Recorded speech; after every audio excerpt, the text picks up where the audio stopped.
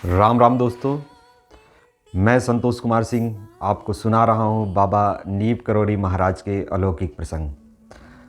अलौकिक प्रसंग की इस श्रृंखला में पिछले एपिसोड में मैंने आपको बताया था कि श्री राजा राम शिवहरे और श्रीमती शांति शिवहरे जी के जीवन में महाराज जी का प्रवेश किस प्रकार हुआ और ये दोनों महाराज जी के अनन्य भक्त बन गए। इसके साथ ही मैंने आपको यह भी बताया था कि जब महाराज जी श्रीमती शांति जी से कहते हैं कि माई क्या मुझे रोटी खिलाएगी, इसके बाद महाराज जी उनसे यह भी कहते हैं कि माई व्रत ना रखा कर। महाराज जी ने शांति जी से यह बात उनकी शारीरिक क्षमता को देखते हुए कही। बाद में उन्हें गैस की ऐसी प्रॉब्लम हुई जिसके कारण डॉक्टरी सलाह के पश्चात उनको अपने सारे व्रत बंद करने पड़े। हम सब ने प्रायः कई भक्तों के अनुभव में यह सुना होगा, पढ़ा होगा कि महाराज जी किसी का समाधि लगवा देते और यदि कोई समाधि में बैठा होता तो उसकी समाधि तुड़वा देते। किसी को व्रत करने के लिए मना कर देते और किसी को व्रत करने के लिए बोलते। यह जो महाराज जी के द्वारा कही गई बातें हैं, यह केवल उसी भक्त के लिए होती थी, क्योंकि महाराज जी हर भक्त के शारीरिक क्षमता को अच्छी प्रकार से जानते और जिसकी जैसी शारीरिक क्षमता होती उसको उसी हिसाब से आध्यात्मिक मार्ग में आगे बढ़ाते। पिछले एपिसोड की बात को आगे बढ़ाते हैं।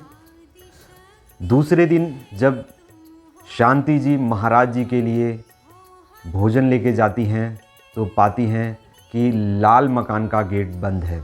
महाराज जी और अन्य कई भक्त लाल मकान की छत पर बैठे हुए धूप का आनंद ले रहे थे।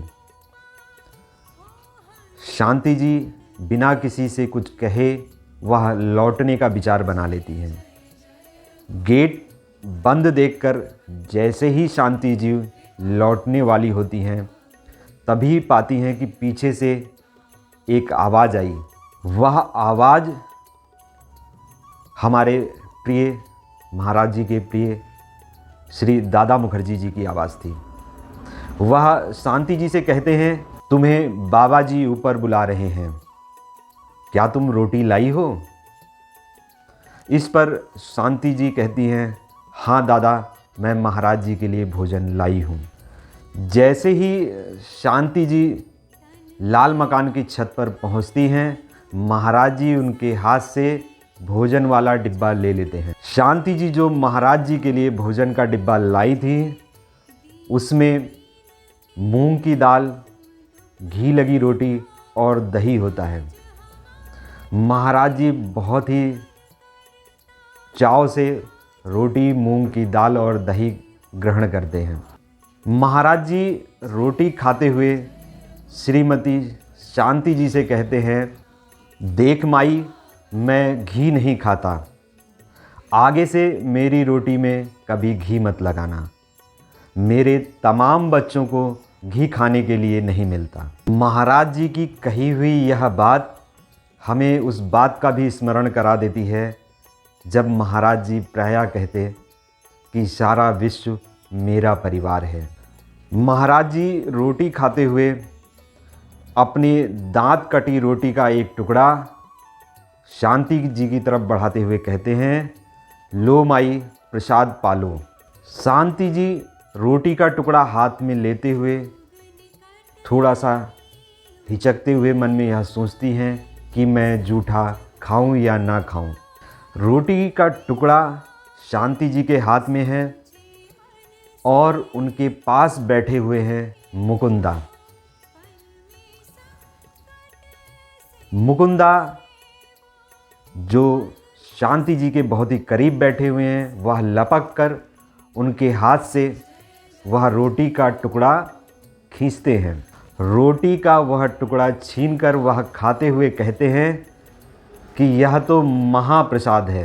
जो बचा हुआ टुकड़ा शांति जी के हाथ में रह जाता है, वह टुकड़ा शांति जी भी प्रसाद स्वरूप ग्रहण कर लेती हैं।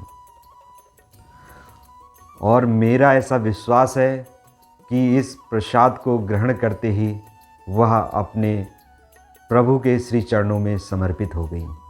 श्रीमती शांति शिवहरे जी को आज यह पहली बार ऐसा मौका मिला था कि जब वह महाराज जी से इतने विस्तार पूर्वक बात कर सकती थी।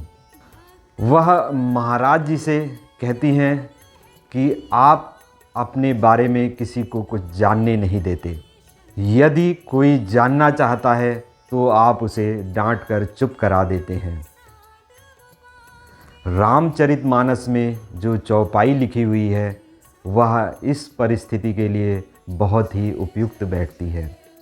यह कहते हुए शांति जी महाराज जी को वह चौपाई सुनाती हैं। सोई जानई जहि देहु जनाई, जानत तुम्ही होई जाई। यह सुनकर महाराज जी बहुत ज़ोर से हंसे और मुकुंदा की तरफ देखते हुए कहने लगे, देख माई कैसे कह रही है। यह कहने के बाद वह मुकुंदा से पूछते हैं कि तुम माई को जानते हो कि माई कौन है। इस पर मुकुंदा महाराज जी को जवाब देते हुए कहते हैं, हाँ महाराज, मैं जानता हूँ, ये श्री राजा राम शिवहरे जी की पत्नी हैं। दोबारा फिर महाराज जी मुकुंदा से प्रश्न करते हैं कि माई कौन है।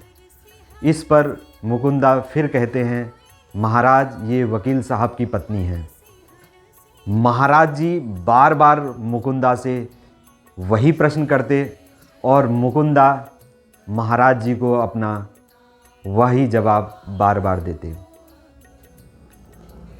तभी महाराज जी अचानक रुक कर बोलते हैं, नहीं मुकुंद, यह तपस्विनी माई है। ऐसा सुनने के बाद भी मुकुंदा का वही जवाब रहता है, नहीं महाराज, यह वकील साहब की पत्नी है। और अंततः जब तक मुकुंदा ने यह स्वीकार नहीं कर लिया कि हाँ महाराज, यह तपस्विनी माई हैं, तब तक महाराज जी उनसे बार बार यही प्रश्न पूछते रहे और तपस्विनी माई कहते रहे। शांति जी उस समय महाराज जी की कहे गए इस बात को नहीं समझ पाती हैं। वह इसके पीछे का रहस्य कि महाराज जी ने ऐसा क्यों कहा, यह वह महाराज जी पे ही छोड़ देती हैं। लेकिन हमारे महाराज जी तीनों लोक और तीनों काल, भूत भविष्य, कई जन्मों की बातें जानने वाले, या यूं कहें कि हमारी आत्मा जिन रास्तों से होकर के आई है, जिन पड़ावों को पार करके आई है, वह सब हमारे महाराज जी जानते हैं। और निश्चित रूप से शांति जी के पूर्व जीवन की जो बातें रही होंगी, उस बात के आधार पे ही महाराज जी ने उनको तपस्विनी माई कहा होगा। शांति जी के जीवन से जुड़ी हुई अन्य घटनाएं और उनके पूर्व जन्म के कर्मों के कारण उनके इस मानव जीवन में और किन संतों के उन्हें दर्शन होते हैं, यह हम जानेंगे अगले एपिसोड में। तो दोस्तों, मिलते हैं अगले एपिसोड में। जय महाराज जी, जय श्री राम।